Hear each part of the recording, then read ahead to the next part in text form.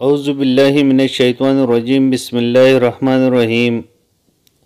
اور نیل بہتا رہا، قسط نمبر 13، پارٹ نمبر 2۔ ایک ایسا حملہ بلکہ اس سے زیادہ زوردار حملہ ایک بار پھر کیا جائے گا۔ شہر کی عورتیں اپنے بیٹوں اور بھائیوں اور خاوندوں کو ڈھونڈتے پھر رہی تھی۔ وہ اس ہجوم پر ٹوٹ پڑی تھی جو لڑ کر واپس آیا تھا۔ ان میں ایک لیزا بھی تھی جو پاگلوں کی طرح یوکلس یوکلس پکارتے پھر رہی تھی۔ اسے اپنا بیٹا نظر نہیں آ رہا تھا۔ یوکلس بھی اسی حملے میں شامل تھا۔ لیزا دوڑتے ہوئے دیوار پر جا چڑھی تو دور سے اسے اپنا اکلوتا بیٹا نظر آ گیا۔ وہ روتاس کے پاس کھڑا تھا۔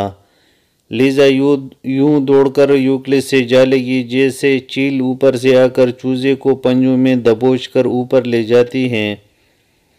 لیزا نے بیٹے کو اوپر سے نیچے تک اور ہر طرف سے دیکھا کہ یہ زخمی تو نہیں۔ یوکلس نے اسے حوصلہ دیا کہ وہ بالکل ٹھیک ہیں اور وہ اس کے لیے ایسے دیوانگی کا اظہار نہ کیا کریں۔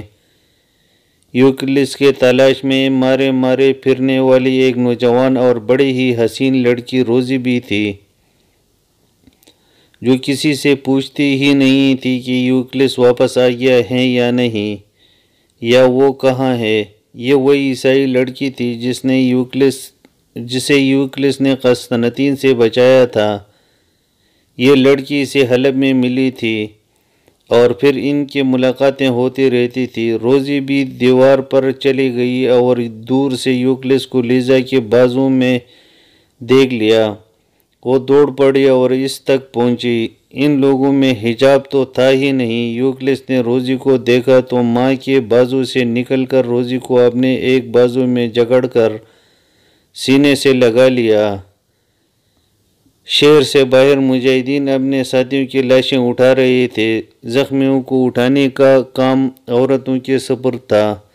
یہ عورتیں مجاہدین کی بیویاں، بہنیں اور بیٹیاں تھیں جو مجاہدین کے ساتھ رہتی تھیں۔ ان کی رہائش کا انتظام معاشرے سے دور پیچھے خیموں میں کیا گیا تھا۔ ان میں شارینہ بھی تھی جو ہرقل کی بیٹی تھی اور اب ایک مجاہد حدید بن مومن خزرج کی بیوی تھی۔ وہ دوسرے عورتوں کے ساتھ زخمیوں کو پانی پلا رہی تھی اور انہیں اٹھا اٹھا کر پیچھے مرہم پٹی کے لیے بھی لے جا رہی تھی۔ مجاہدین کا جانی نقصان ہوا تھا لیکن اتنا نہیں کہ معاشرے کی تقویت پر اثر انداز ہوتا۔ زخمیوں کی تعداد کچھ زیادہ تھی لیکن یہ بھی معاشرے کو کمزور نہیں کر سکتی تھی۔ خالد بن ولید نے شہر کے دوسری طرف سے چند سو گھوڑ سواروں کو ہٹا کر اس طرف کر دیا جہاں سے انہوں نے اٹھایا تھا۔ اس کے سوا انہوں نے کوئی اور سرگرمی نہ دکھائی، یعنی قلعے پر حملے کرنے کی کوئی کوشش نہ کی اور مجاہدین کو پہلے کی طرح کا رویہ اختیار کرنے کو کہا۔ یہ بتانا ممکن نہیں کہ معاشرہ کتنا عرصہ رہا، اس لیے اس سلسلے میں مورخوں میں اختلاف پایا جاتا ہے۔ ایک نے تو یہ عرصہ 7 سال لکھا ہے جو کسی پہلو قابل قبول نہیں۔ مختلف مورخوں کی تحریروں سے یہ کہا جا سکتا ہے کہ معاشرہ چند مہینے رہا تھا۔ پھر کسی تاریخ میں ایسے تفصیلات نہیں ملتی کہ خالد بن ولید نے ان قبائلی عیسائیوں کو اور کیا کیا دھوکے دی تھی کہ وہ اس دفاعی کارروائی پر آ گئے جو خالد بن ولید چاہتے تھے۔ دونوں فریقوں کو کچھ دنوں کی مہلت درکار تھی تاکہ معمولی زخمی ٹھیک ہو جائے۔ انتھنوس اور روتاس اگلے حملے کا پلان بناتے رہے۔ قبیلوں کے سردار ان کے ساتھ رہتے تھے۔ ہر حکم کی ہر بات ان سرداروں کے ذریعے شہریوں تک پہنچتی تھی۔ اب تو نوعمر لڑکے بھی لڑنے کے لیے تیار ہو گئے تھے اور عورتوں نے بھی کہا تھا کہ ان کی ضرورت محسوس ہو تو وہ بھی لڑیں گے۔ مسلمانوں کے ہاں یہ دستور تھا کہ نماز کی امامت سپہ-سالار کرتا تھا۔ خالد بن ولید فجر کی نماز کے بعد ہی مختصر الفاظ میں مجاہدین کو ان کی فرائض یاد دلایا کرتے تھے اور ایک بات اکثر کہا کرتے تھے، اللہ کی سلطنت کی کوئی سرحد نہیں ہوتی، جہاد اللہ کے نام پر ہوتا ہے اور اس کا اجر اللہ ہی دیتا ہے۔ پھر کبھی کبھی وہ یہ بات بھی کہا کرتے تھے، دعا عمل کے بغیر اور عمل دعا کے بغیر اس پودے جیسا ہے جیسے اگا تو لیا لیکن پانی دینا بھول گئے۔ خالد بن ولید مجاہدین کو براہ راست جو احکامات دینا چاہتے تھے وہ فجر کی نماز اور دعا کی بات دیا کرتے تھے۔ انہوں نے مجاہدین کو تیار کر رکھا تھا کہ اندر سے دوسرا حملہ آئے گا۔ اس کا انہیں اس طرح یقین ہو گیا تھا کہ جو قبائلی عیسائی زخمی ہو کر گرے اور پھر شہر میں واپس نہیں جا سکے، ان سے معلوم کر لیا گیا تھا کہ شہر میں اناج کی اتنی قلت پیدا ہو گئی ہے کہ کچھ ہی دنوں تک صورتحال قحط والی بن جائے گی۔ ان زخمیوں سے یہ بھی معلوم کر لیا گیا تھا کہ شہر کے لوگ جلدی سے جلد معاشرہ توڑنا چاہتے ہیں، اور کچھ ایسے لوگ بھی ہیں جو مسلمانوں کی اطاعت قبول کر لینے کے حق میں ہیں۔ اندر کے صورتحال معلوم ہو جانے سے خالد بن ولید اور ایاز بن غنم رضی اللہ تعالیٰ عنہ کے لیے داؤ بھی سوچنا اور فیصلے کرنا آسان ہو گیا۔ قلعے کے اندر بھی اگلی دفاعی کارروائی کے متعلق فیصلے ہو رہی تھی۔ انتھینوس اور روتاس نے 2 روز بعد علی الصبح حملہ کرنے کا فیصلہ کر لیا۔ بہت سے معمولی زخمی ٹھیک ہو چکے تھے اور پھر سے زیادہ شہری حملے میں شریک ہونے کے لیے تیار ہو گئے۔ انتھینوس کا عزم ہی یہ تھا کہ یہ حملہ فیصلہ کن ہوگا۔ اندر کے لشکر کو اب 2 کے بجائے 4 دروازوں سے نکلنا تھا، یعنی حملہ شہر کے دونوں پہلوؤں سے کیا جائے گا۔ یوکلس نے انتھینوس اور روتاس کو بتائے بغیر اپنا ایک جان باز گروہ تیار کر لیا تھا، جس میں اس جیسے نوجوان شامل ہوئے تھے اور وہ سب گھوڑے سوار تھے۔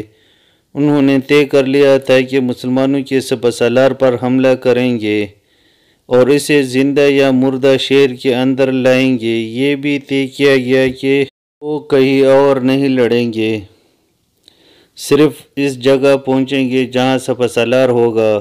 وہ جانتے تھے کہ سپہ سالار محافظوں کی حصار میں ہوگا اور انہیں بڑی ہی خونریز لڑائی لڑنے پڑے گی۔ حملے کے صبح میں ایک دن رہ گیا تھا اور ایک رات یوکلس اپنے ماں سے رخصت ہو کر چلا گیا۔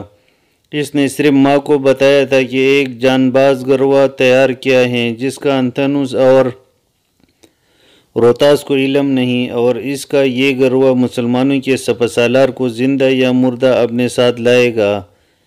اس نے ماں سے کہا تھا کہ اب وہ اپنے گروہ میں جا رہا ہے اور واپس گھر حملے کے بعد ہی آ سکے گا۔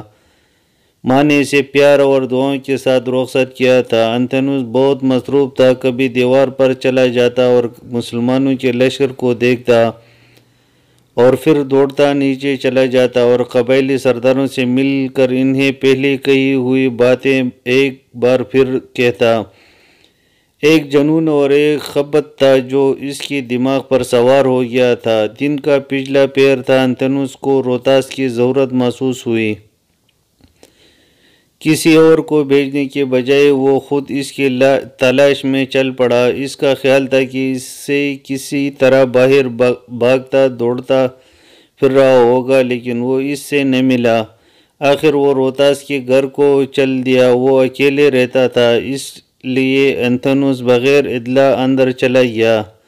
سین میں جا کر اس نے روتاس کو آواز دی۔ ایک کمرے میں سے روتاس کی آواز سنائی دی کہ وہ کپڑے بدل کر آتا ہے۔ انتھینوس اس خیال سے اس کے کمرے کی طرف چل پڑا کہ وہ اکیلا ہوگا۔ دروازہ بند تھا، لیکن کواڑوں پر ہاتھ رکھا تو کواڑ کھل گیا۔ انتھینوس نے کمرے میں جو منظر دیکھا اس سے اس کا خون کھل اٹھا اور دماغ کو چڑھ گیا۔ لیزا بھی اس کمرے میں موجود تھی اور بڑے تیزی سے کپڑے پہن رہی تھی۔ کسی شک و شبہ کی گنجائش نہیں تھی کہ اس سے پہلے وہ برہنہ تھی۔ روتاس بھی بڑے ہی تیزی سے کپڑے پہن رہا تھا۔ انتھینوس معاشرے کو اور اگلے دن کے حملے کو بھول ہی گیا اور اس نے تلوار نکالی۔ تلوار لے لو، انتھینوس نے روتاس کو للکارا، صحن میں آ جاؤ، پھر جو زندہ رہے گا یہ عورت اس کی ہوگی۔ یہ اس زمانے کا دستور تھا کہ بعض تنازعات کے فیصلے تلوار کیا کرتے تھے۔ روہتاس نے فوراً چیلنج قبول کر لیا اور تلوار لے کر صحن میں نکل آیا۔ وہ بھی آخر رومی تھا اور اس کا کردار ان کی کلچر کے عین مطابق تھا۔ انتھنوس اور روہتاس کی تلوار ٹکرانے لگی، اتنے میں لیزا نے کپڑے پہن لیے اور وہ دوڑتے صحن میں آئی۔ اس نے دونوں دوستوں کو دیکھا جو ایک دوسرے کے خون کے پیاسے ہو گئے تھے۔ دونوں ایک دوسرے پر وار کرنے کے لیے پیچھے ہٹے۔ دونوں کے یہ پینترے ایسے تھے جیسے دونوں کو یقین تھا کہ وہ دشمن کو مار لیں گے۔ وہ تلواریں برچی کی طرح سیدھی کر کے ایک دوسرے کو مارنے آگے بڑھی تو لیزا دوڑ کر ان کے درمیان آ گئی اور انہیں رک جانے کو کہا، لیکن دونوں بڑے تیزی سے آگے بڑھے تھے اور فاصلہ کچھ تھا ہی نہیں، اس لیے وہ روک نہ سکے۔ اور ہوا یہ کہ ایک کی تلوار برچی کی طرح لیزا کے پیٹ میں اتر گئی اور دوسرے کی تلوار لیزا کے پیٹ کے اندر دور چلی گئی۔ دونوں نے تلوار کھینچ لی، لیکن وار اتنی بھرپور تھی کہ لیزا زندہ رہ سکتی ہی نہیں تھی۔ وہ گری اور ایک پہلو کی طرف لوٹ گئی۔ دونوں نے اسے دیکھا، پھر ایک دوسرے کی طرف دیکھا۔ انتھنوس پیچھے ہٹا جیسے وہ روہتاس پر ایک اور حملہ کرے گا۔ ٹھہر جاؤ انتھنوس، روہتاس نے اپنی تلوار بڑے زور سے صحن میں پھینکی۔ تلوار کچے صحن میں اتر کر وہی گڑی رہی اور ہلتی رہی۔ روہتاس نے کہا، ہم دونوں ایک عورت کے پیچھے اپنی حیثیت بھول بیٹھے ہیں۔ کیا ہم نے یسوع مسیح کی سلطنت قائم کرنے کا عزم نہیں کیا تھا؟ اگر مجھے قتل کرنا چاہتے ہو تو کر دو، لیکن اپنے عزم کو نہ بھولنا۔ یہ جو مر گئی ہیں ایک بدکار عورت تھی۔ ہمیں ایک عورت کی خاطر ایک دوسرے کا دشمن نہیں ہونا چاہیے۔ انتھنوس نے بھی تلوار نیام میں ڈال لی اور روہتاس کی تلوار صحن سے اکھاڑ کر اس کے ہاتھ میں دے دی اور اسے باہر چلنے کو کہا۔ باہر نکل کر انتھنوس نے روہتاس سے کہا کہ جو ہوا وہ دل سے اتار دو اور بھول جائے، ہمیں فتح حاصل ہو جائے، عورتوں کی کمی نہیں۔ یوکلس اپنے جان باز گروہ میں چلا گیا تھا۔ وہ ماں کو کہہ گیا تھا کہ حملے کے بعد ہی واپس آ سکے گا۔ اسے بتانے والا کوئی نہ تھا کہ اس کی ماں روہتاس کے گھر میں مری پڑی ہے۔ انتھنوس اور روہتاس یوں آپس میں پہلے کی طرح شیر و شکر ہو گئے جیسے کچھ ہوا ہی نہیں تھا۔ صبح کا اجالا ابھی دھندلا تھا جب شہر کے دو دروازے ایک پہلو سے اور دوسرے دو پہلو سے کھلے اور اندر سے لشکر بڑی ہی تیزی سے ان چاروں دروازوں سے نکلنے لگے۔ ادھر پانچواں دروازہ کھلا اور یوکلس اپنے تقریباً 100 جانبازوں کے ساتھ شہر سے نکلا۔ یہ دروازہ اسی نے کھلوایا تھا۔ انتھنوس نے صرف 4 دروازے کھولنے کا حکم دیا تھا اور یہ بھی کہا تھا کہ حملے کے دوران دروازے کھلے رکھے جائیں۔ اب کے لشکر کے لڑنے کا انداز کچھ اور تھا۔ دائیں بائیں حملہ کرنے کے بجائے سیدھی حملے کی گئی۔ مسلمان حملہ روکنے کے لیے تیار ہو گئے اور تصادم ہوا۔ مجاہدین کے لڑنے کا انداز یہ تھا کہ وہ مقابلہ تو کر رہے تھے لیکن دباؤ ڈالنے کے بجائے پیچھے ہٹتے جا رہے تھے۔ ان قبائلیوں کو معلوم نہ تھا کہ خالد بن ولید کس قدر دانشمند سپہ سالار ہیں اور رہتی دنیا تک غیر قومیں بھی ان کے حوالے دیا کریں گے۔ مجاہدین کا اس طرح آہستہ آہستہ پیچھے ہٹنا کہ دشمن کو یہ دھوکہ ہو کہ یہاں بھی بھاگ نکلیں گے، مسلمانوں کی ایک خاص جنگی چال تھی جس سے انہوں نے بڑے بڑے جنگی طاقتوں کو شکست دی تھی۔ انتھنوس اور روہتاس بھی اسی دھوکے میں آ گئے اور محسوس ہی نہ کر سکے کہ ان کے لشکر قلعے سے خاصی دور نکل آئے ہیں جہاں سے ان کے لیے واپسی محال ہو جائے گی۔ جب دونوں طرف سے قبائلی لشکر مسلمانوں سے لڑتے لڑتے شہر سے بہت دور نکل گئے تو شہر کے ساتھ والی ٹیکریوں اور پہاڑیوں میں سے گھوڑ سوار مجاہدین کا ایک سیلاب نکل آیا۔ وہ تیز تنوع طوفان تھا جو میدان کن رفتار سے شہر کی طرف آیا حیران کن رفتار کے ساتھ شیر کی طرف آیا اور شیر کی دیوار اور قبائلی عیسائیوں کے لشکر کے درمیان حائل ہو گیا۔ یہ وہ گھوڑا سوار مجاہدین تھے جو محاصرے سے نکل گئے تھے، اور انتھنوس اور شیر کے لوگوں کو یہ دھوکہ ہوا تھا کہ مسلمان محاصرہ اٹھا رہے ہیں اور یہ گھوڑا سوار دستے واپس چلے جائیں گے۔ وہ گئے کہیں بھی نہیں، ٹیکریوں اور پہاڑوں کے پیچھے جا کر چھپ گئے تھے اور اپنے سپہ سالار کے اشارے کا انتظار کر رہے تھے۔ انہیں بہت ہی دنوں بعد اشارہ ملا اور ان کے لیے جو حکم تھا ان کی تعمیل انہوں نے پوری خوش اسلوبی سے کی۔ ان میں سے کچھ شہر کے کھلے دروازوں میں سے اندر چلے گئے اور باقی قبائلی لشکروں پر ٹوٹ پڑے۔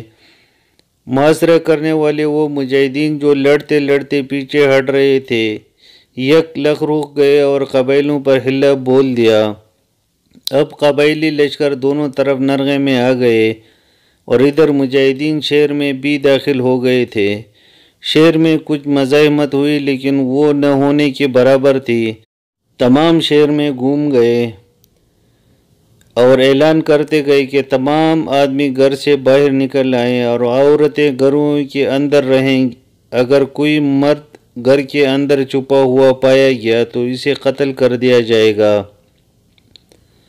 عورتیں بالکل نہ ڈریں، ان کی طرف کوئی غلط نظر سے دیکھے گا بھی نہیں، نہ کسی بوڑھے بچے یا مریض پر ہاتھ اٹھایا جائے گا، نہ کوئی ضعیف العمر یا مریض آدمی گھر سے باہر آئے۔ صرف کہنے پر کون یقین کرتا؟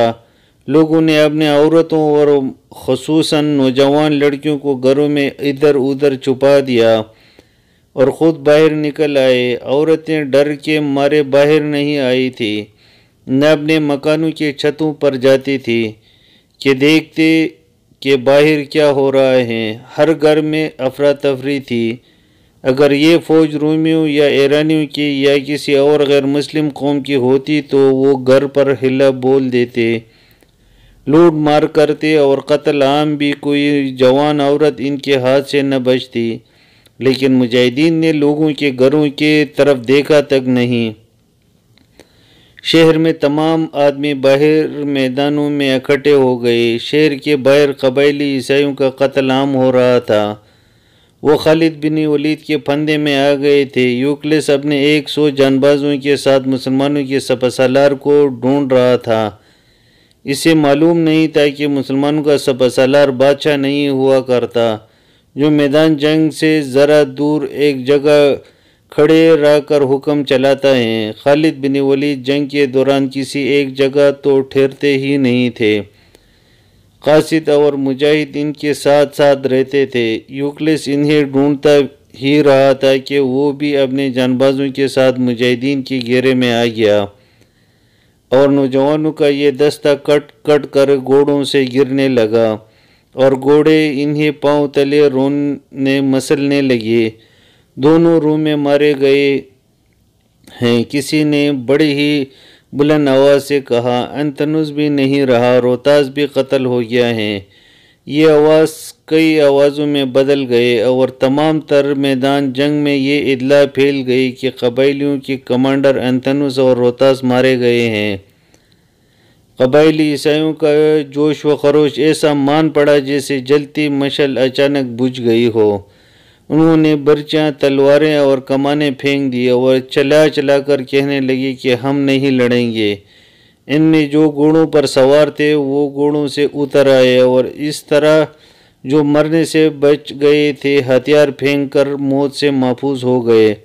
خالد بن ولید نے جنگ روک دی اور یہ حکم نہیں دیا کہ ہتھیار ڈالنے والوں کو قید میں ڈال دیا جائے گا، بلکہ یہ اعلان کیا کہ جو قبائلی ہتھیار ڈال چکے ہیں وہ شہر کے اندر چلے جائیں لیکن اپنے گھروں میں نہ داخل ہوں۔ اس حکم کے مطابق قبائلی سر جھکائے ہوئے دروازوں میں داخل ہونے لگے اور ایک میدان میں اکٹھا ہو گئے۔ کچھ دیر بعد خالد بن ولید اور سالار ایاز بن غنم رضی اللہ تعالیٰ عنہ شہر کے صدر دروازے سے فاتحین کی حیثیت سے شہر میں داخل ہوئے۔